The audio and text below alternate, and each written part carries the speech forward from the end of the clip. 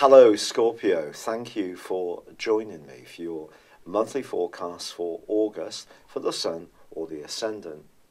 Now there's going to be a lot of discussion by YouTube astrologers about the amount of retrogrades that are going on this month. The North Node in Leo goes through 3 of them, but it goes through retrogrades each month anyway. Mercury, of course, is tracking backwards in a potentially tricky part of your scope for career and your worldly involvements through to the 17th. But it's your modern ruler Mars, of course, your most thrusting energy, that is tracking backwards and in fact inverts into the sign of Capricorn on the 13th and will not come out of retrograde until the 27th. But that is forging a fairly combustible right angle to Uranus, it's true, which is in your sector of relationships. But with Neptune and Pluto also tracking backwards, joined by Uranus on the 7th, I want to explain that each year the 3 higher octave planets of Uranus, Neptune and Pluto track backwards for 5.5 months each year. Now Pluto tracking backwards might, on the face of it, seem to be more difficult because it's your modern ruler, and it's true that some of your thinking may continue to go through a period of change, especially as far as your values are concerned. But you know, in the part of your thinking, you also have Saturn, the planet of structure, and that's actually forging a brilliant angle to Uranus all through this month. So just because planets are tracking backwards doesn't necessarily mean that the whole world is going to grind to a halt. The particular angle between Uranus and Saturn sees you being able to change your thinking, but at the same time, especially about how you interact with people, but in a way which is very solid and progressive and stable. So that's really good. Also Jupiter, the planet of growth, optimism, learning, travel, and traditionally in astrology of luck, is in your sign, forging a glorious angle to Neptune all through the month. If there was ever a platform for you to express your individuality and flair, this combination is certainly it. You can really bring inspiration to situations. But the Sun, it's true to say, along with the North Node and Mercury, are in the most visible part of your situation. So the month begins with you thinking very much, I feel, about your role in life, your personal identity, in terms of how you believe other people perceive you, the type of work you might do, the type of organisations you may be involved with in your local community, particularly if there's any kind of voluntary aspect to them, or where you have big responsibilities, your goals and ambitions. And Mercury tracking backwards in this area, for sure, could throw up some challenges. We all know that when Mercury does go into retrograde, the potential for cancelled interviews and presentations, appointments, tech to go wrong, transportation issues, all these things are entirely possible.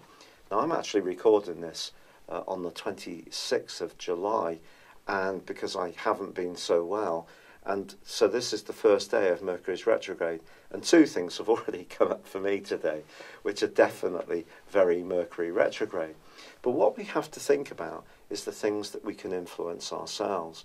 So if you micromanage the things you can influence and create plan Bs on any big strands that you're trying to achieve around big ambitions, then this will help you to deal with the inevitable glitches and mix-ups and delays that might happen. Now that can create frustration, it's true, but if you do find yourself rethinking something, especially around a goal or ambition, it's probably going to be by the 2nd of September when it finally unravels for you. But you're given an enormous bolt of wonderful energy, Scorpio, on the 11th in the guise of a partial solar eclipse in Leo. This is going to give you big support over the next 6 months. And just because it's a partial solar eclipse is no less going to support you. See this as an opportunity to think big, to be self-confident, to raise your profile and to reach out to the people that matter. I just feel that almost immediately you're not necessarily going to see instant results, perhaps because of Mercury, but I think it's much more to do with the politics of Mars's clash with Uranus. Because although you have this big projection in the very top part of your horoscope, known as the solar midheaven, at the bottom end of your scope, your IC, you have Mars active. So this is about how you feel, how you react to situations at a more emotional level. And if there is a relationship which is pinning you in, stopping you feel that you can be a free spirit, I do feel it could press your buttons this month, to be perfectly frank. And you may even want to liberate yourself from it completely, especially if the pressure's been building up since the middle of May, which, in fact, it could have even been from the first week of May, or the second week of May, I beg your pardon, when Mars and Uranus started to really aggravate each other. Of course, since then, on the 16th of May, they both moved into, respectively, Taurus, your opposite sign, which is very much about relating, and also Aquarius, home, family, and your more emotional responses.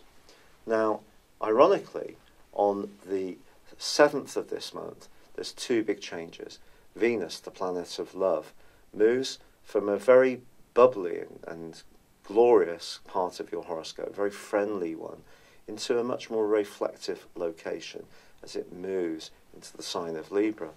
This could see you in a romantic context, perhaps pursuing some different strategies this month, particularly if there is an existing relationship that just isn't working very well. This could see you more open to the possibilities of meeting someone else, at least communicating confidentially with someone.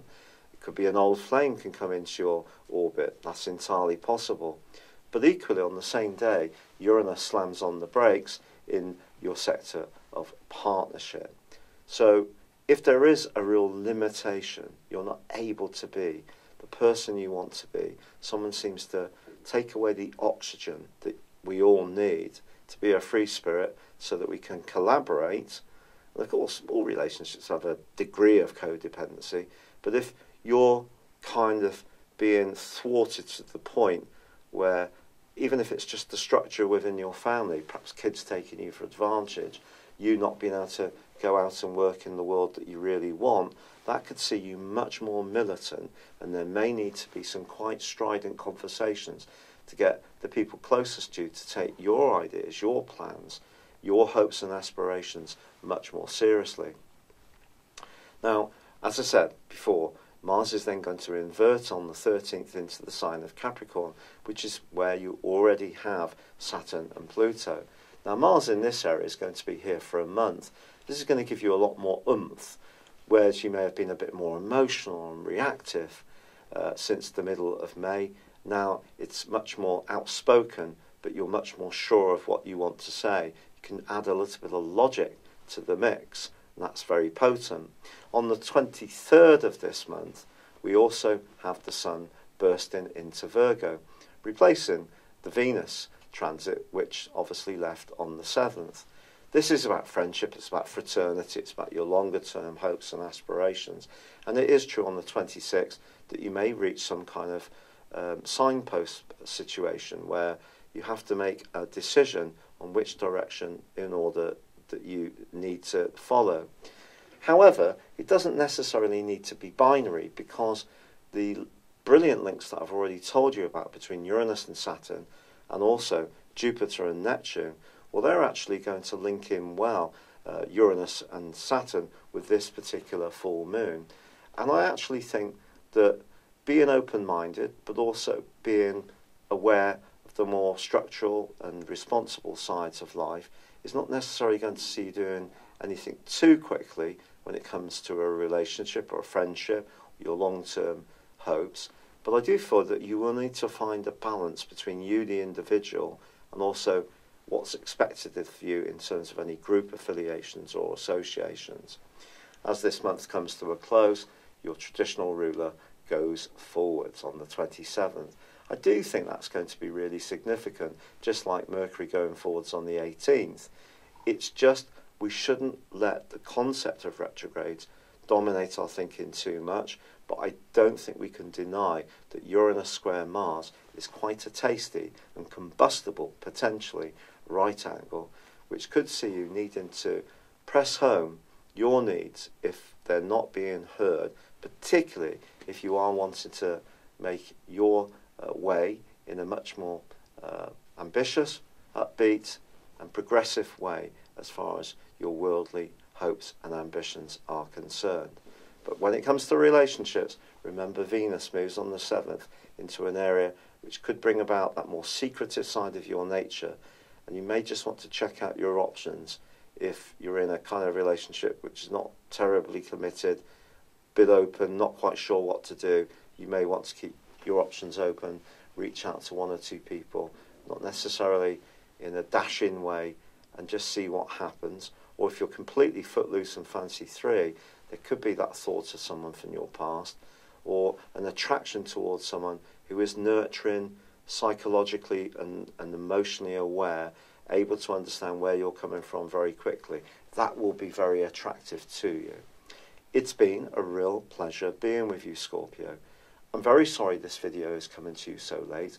I really haven't been very well. I was diagnosed with rheumatoid arthritis, and the medication for this and all the natural stuff I'm taking is yet really to start working. So today in particular has been particularly painful, but I'm battling away, and I hope to get September's forecast to you out much earlier next time. But I'd love it if you would like, comment, or subscribe to my channel if you've yet to do so. But for now, good luck and goodbye. Hello, thank you so much for watching my video. I'd love you to join me at my Horoscope Ace app. You can find this at www.horoscope-ace.com. You can use it through Android, iOS, Apple or Facebook. Check out your ascendant or your moon sign, or download your free birth chart. There's all your favourite videos, plus there are daily, weekly, monthly and yearly horoscopes for general, love, Chinese and Indian astrology. If your passion is tarot, there's my brilliant 3-card money or love tarot readings too. And it's all there at www.horoscope-ace.com. Thank you.